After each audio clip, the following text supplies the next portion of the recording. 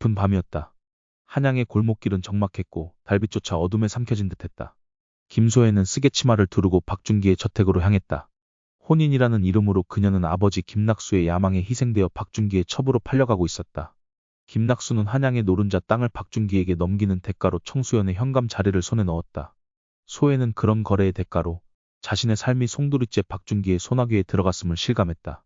저택에 발을 들인 순간부터 그녀의 마음은 분노로 들끓었다.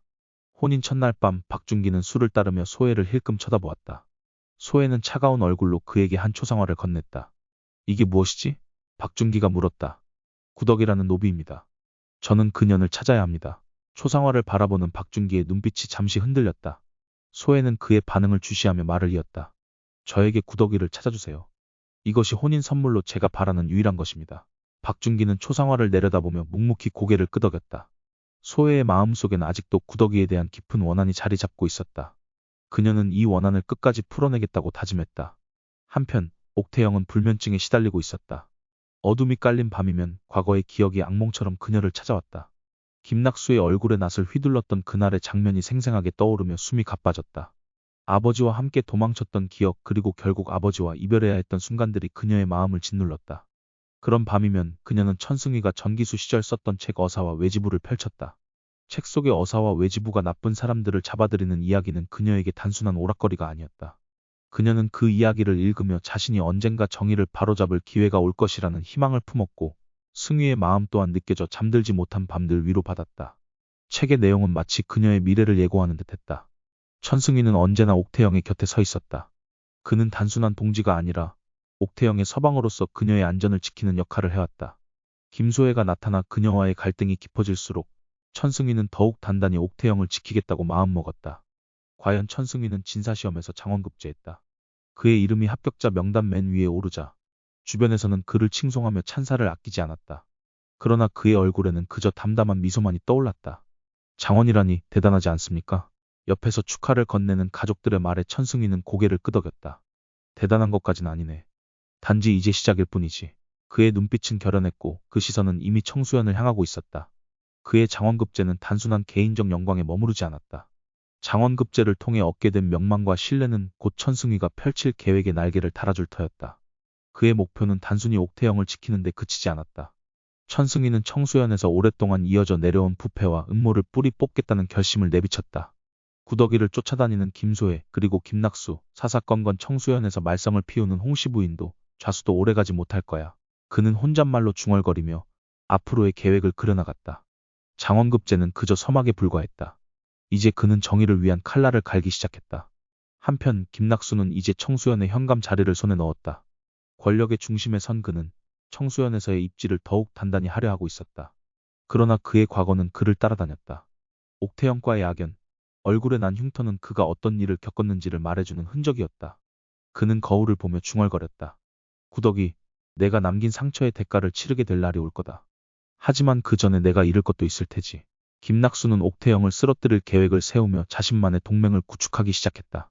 12화의 마지막 장면, 소혜와 옥태영이 드디어 마주했다. 소혜는 박준기의 첩이라는 위치를 이용해 옥태영을 끌어내리려는 계획을 세우고 있었다. 그녀의 눈빛은 차가웠다. 옥태영, 당신은 이제 끝이야. 구덕이라는 이름으로 살던 과거를 잊었나? 옥태영은 고요히 소혜를 바라보다가 대답했다. 내가 구덕이라는 노비와 그리도 닮았나? 당신이 그 이름을 들먹이는 이유를 알 수 없군. 태영은 여유롭게 자신의 정체를 드러내지 않은 채 소혜의 시선을 피하며 의문스러운 미소를 지어 보였다. 소혜는 그녀의 반응에 당황하면서도 분노를 삼켰다. 증거를 찾아낼 거야. 내가 누군지 반드시 밝혀내고 말겠어. 둘 사이의 팽팽한 긴장감은 더 큰 충돌을 예고했다. 한편 박준기는 김낙수를 단순히 청수연의 현감으로 만들기 위해 이 모든 거래를 성사시킨 것이 아니었다. 그의 진짜 목적은 청수연에 얽힌 부유한 토지와 그 뒤에 숨겨진 광산권이었다. 김낙수를 꼭두각시로 내세워 자신이 실질적인 권력을 쥐려는 것이 그의 속셈이었다. 박준기는 김소혜를 첩으로 삼으면서 그녀의 권세를 이용해 김낙수의 믿음을 얻었다. 하지만 그의 속내는 달랐다. 김낙수마저 필요 없어지는 순간 박준기는 그도, 첩인 김소혜도 제거할 계획을 세우고 있었다. 또한 박준기는 외지부인 옥태영의 존재가 점점 그의 계획에 위협이 될 것을 알고 있었다. 그는 옥태영의 과거를 캐내고 그녀를 노비로 몰아 다시 밑바닥으로 떨어뜨리기 위한 계략을 꾸미기 시작했다. 그녀가 진짜 구덕이었는지 아니었는지는 박준기에게 그리 중요한 문제가 아니었다. 박준기는 자신의 계획을 더욱 확실히 하기 위해 도망쳤던 구덕이의 아버지를 찾아냈다. 그는 김소혜와 함께 허름한 집을 방문했다. 구덕이의 아버지는 이미 나이가 들어 힘없는 모습으로 문 앞에 나와 있었다. 마님 제발 살려주십시오. 제발 구덕이만은 제발. 그가 울부짖으며 간청하듯 말했다. 그러나 박준기의 목소리는 날카로웠다. 내가 조용히 살고 싶다면 우리가 원하는 말을 해야겠지. 구덕이가 어디 있는지 말해라. 김소혜는 차가운 눈빛으로 말했다. 너의 침묵이 옥태영. 아니 구덕이를 더 깊은 구렁텅이로 몰아넣을 뿐이야. 구덕이의 아버지는 침묵하며 손을 떨었다. 박준기는 그 모습을 보며 비웃듯 말했다. 내가 협조하지 않으면 구덕이가 위험해질 수도 있다는 걸 알겠지. 그 위협은 구덕이의 아버지에게 깊은 공포를 심어주었다. 그러나 그는 쉽게 무너지지 않았다. 아무리 협박해도 우리 구덕이는 당신들에게 굴복하지 않을 거요. 그리고 나도 마찬가지요. 이 대화는 박준기와 김소혜의 다음 행동을 암시하며 긴장감을 고조시켰다. 옥태영, 구덕이라는 이름이 내 발목을 잡게 될 거다. 내 과거를 드러내는 순간 너는 이 세상 어디에도 설 자리가 없을 거야. 결국 박준기와 김소혜는 구덕이의 아버지를 끌고 청수연의 중심지로 향했다. 사람들이 하나둘씩 모여드는 가운데 박준기의 부하들은 구덕이의 아버지를 멍석에 말아 자비 없이 구타했다. 여기 모인 모두가 증인이 되겠지. 박준기는 큰 소리로 외쳤다. 이 자가 숨기고 있는 진실을 밝히지 않으면 오늘 이 자리에서 끝장을 보겠다. 김소혜는 차가운 눈으로 사람들을 둘러보며 말했다. 구덕이가 누구인지 그리고 무슨 짓을 했는지 모두가 알아야 하지 않겠습니까?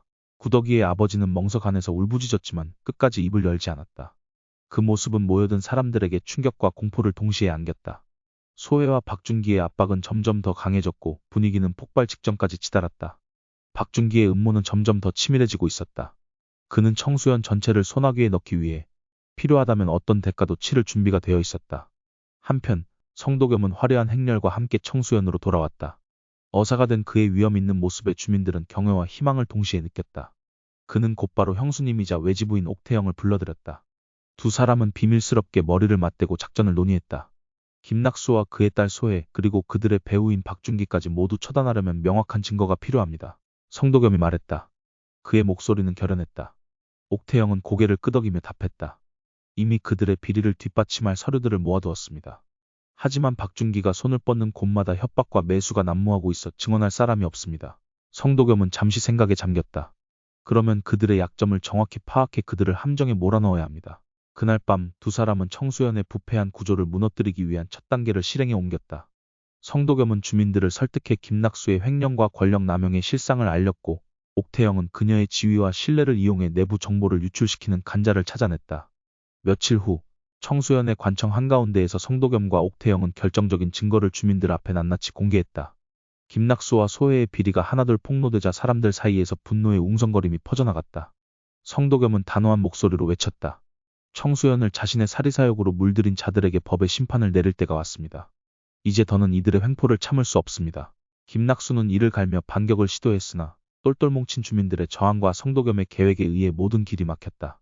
소혜는 몰린 상황 속에서도 마지막까지 옥태영을 향한 복수를 외쳤다. 하지만 그녀의 말은 더 이상 아무에게도 닿지 않았다. 성도겸과 옥태영은 과연 박준기까지 무너뜨릴 수 있을까? 아니면 또 다른 반전이 그들을 기다리고 있을까? 14만은 복잡한 음모와 대립의 시작을 알리는 장면으로 가득할 예정입니다. 구독과 좋아요, 알림 설정 부탁드려요.